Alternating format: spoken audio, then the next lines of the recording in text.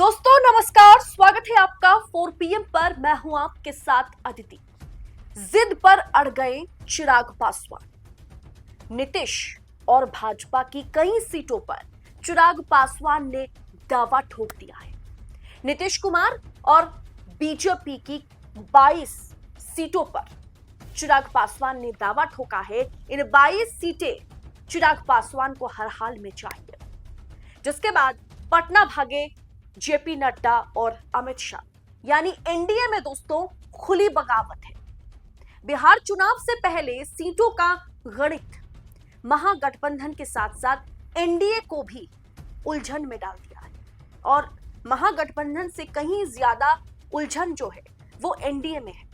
Seat sharing को लेकर के एनडीए में अब बड़े लेवल पर बैठकों का दौर शुरू हो गया है। जिस बीच नरेंद्र मोदी के छत्रछाया में रहने वाले, नरेंद्र मोदी को मानने वाले, नरेंद्र मोदी के जो हनुमान है चिराग पासवान, वो अब एनडीए में रहकर खुली बगावत कर रहे हैं। एनडीए में सीट शेयरिंग का मामला अब पटना में नहीं बल्कि दिल्ली से तय होंगे, इस बात के संकेत भी मिलने लगे हैं और इसके बारे में पता ही है कि ये दिल्ली आला कमान ही तय करने वाले हैं। लेकिन इस बीच एलजेपी आर यानी रामविलास पासवान वाली एलजेपी, चिराग पासवान वाली एलजेपी के सारे छोटे बड़े नेता दिल्ली में डेरा डाले हुए हैं, क्योंकि उन्हें नीतीश कुमार के भारतीय जनता पार्टी के जहां दमदार सीटें हैं ना, वो चाहिए।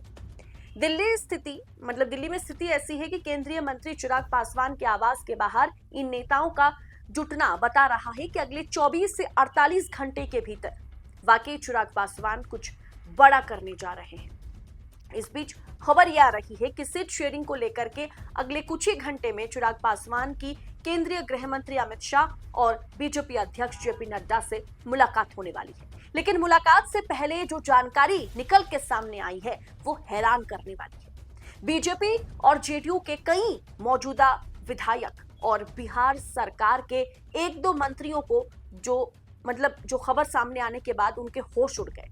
यह है कि चिराग पासवान अगले 48 घंटे में कुछ बड़ा करने वाले हैं और चिराग पासवान ने 22 से 25 नेताओं की एक लिस्ट बनाई है जिसको वो बिहार चुनाव में टिकट देने वाले हैं।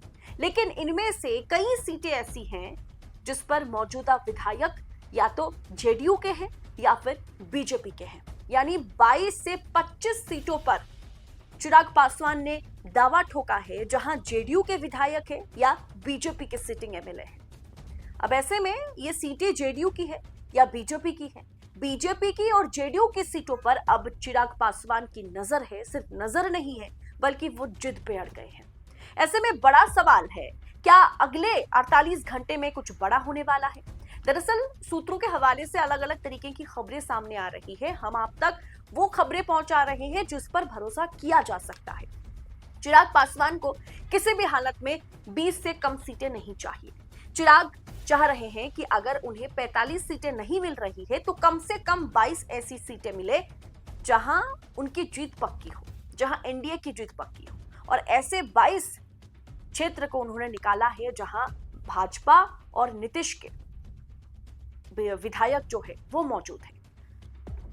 दोस्तों इसके साथ ही चिराग पासवान एक राज्यसभा सीट की भी दावेदारी ठोक रहे हैं। चिराग पासवान की केंद्रीय गृह मंत्री अमित शाह और नड्डा के साथ मुलाकात से पहले बीजेपी और जेडीयू के कई मौजूदा विधायकों की नींद उड़ गई है, नींद गायब हो गई है, क्योंकि चिराग पासवान ने एक लिस्ट तैयार की है जिसमें 22 से 25 विधानसभा क्षेत्र के साथ साथ वहां लड़ने वाले कैंडिडेट के नाम भी शामिल हैं। क्या वो अब जेडीयू और बीजेपी के साथ पहले लड़ेंगे, फिर जाकर के वो महागठबंधन के सामने होंगे? दोस्तों चिराग पासवान मांग कर रहे हैं कि उनको ये सीटें दी जाए जहां एनडीए की पकड़ अच्छी है, जहां जेडीयू और बीजेपी के सिटिंग एमएलए हैं। अब ऐसी सीटें क्या जेडीयू मुखिया नीतीश कुमार देना चाहेंगे और ना ही भाजपा देना चाहेगी। लेकिन इनमें से कई सीटें ऐसी हैं जिन पर या तो जेडीयू के मौजूदा विधायक काबिज है या फिर बीजेपी के सिटिंग एमएलए हैं। अब ऐसे में चिराग पासवान आखिर चाह क्या रहे हैं ये समझ पाना फिलहाल मुश्किल है। अब इसमें से एक सीट ऐसी है जहां जितिन राम मांझी की पार्टी हम के भी विधायक मौजूद हैं। आखिर चिराग पासवान वाकई क्या चाह रहे हैं? क्या वो वाकई अकेले चुनाव लड़ना चाहते हैं? क्योंकि ये डिमांड अमित शाह कतई पूरा नहीं करेंगे। अब जहां से भाजपा के विधायक है, जेडीयू के विधायक है, जितिन राम मांझी के विधायक हैं, ऐसी सीटें चिराग पासवान को क्यों दी जाएगी? और इतना ही नहीं दोस्तों, चिराग पासवान पिछले काफी समय से भाजपा आलाकमान से ये मांग उठा रहे थे कि हम 20 सीटों पर चुनाव तो नहीं लड़ेंगे, हमें कम से कम 40 सीटें चाहिए। यहां तक कि चिराग पासवान के विधायक, सांसद ये मांग करने लगे थे कि चिराग पासवान को बतौर सीएम कैंडिडेट घोषित किया जाए, क्योंकि दूसरी ओर सबसे यंग कैंडिडेट हैं, युवा नेता तेजस्वी यादव हैं, राहुल गांधी है।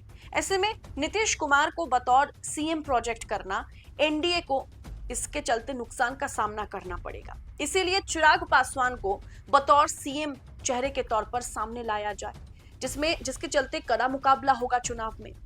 लेकिन जाहिर सी बात है, आलाकमान ऐसा नहीं करने वाले हैं और ना तो चिराग पासवान सीएम फेस हो, ये डिमांड एलजेपी ने जो किया है वो भाजपा आलाकमान ने ना पूरा किया, और ना ही चिराग पासवान की पार्टी ये दावा कर रही है कि कम से कम 40 सीटें हमें दी जाए, हम 20-22 पर चुनाव नहीं लड़ेंगे।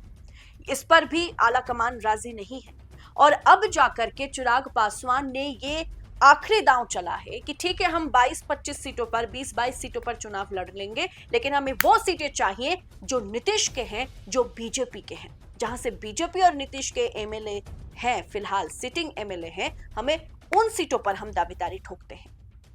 क्या आपको लगता है इस पर बात बन पाएगी?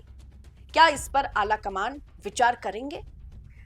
क्या 5 सांसदों का समर्थन केंद्र में वो मोदी सरकार को दे रहे हैं? क्या इसके चलते नीतीश, जितिन राम मांझी और भाजपा अपनी सीटों को दरकिनार करते हुए चिराग के साथ अमित शाह हाथ मिलाएंगे? लगता नहीं है, ऐसा हो ही नहीं सकता। और अगर ऐसा नहीं होता है, तब चिराग पासवान क्या करेंगे? क्या वो अकेले चुनाव लड़ेंगे? क्या वो एनडीए छोड़ेंगे? इन तमाम सवालों का जवाब अगले 48 घंटे में मिल जाएगा। और ये अगला 48 घंटा बिहार के लिए, बिहार पॉलिटिक्स के साथ साथ देश की पॉलिटिक्स के लिए बेहद महत्वपूर्ण समय है।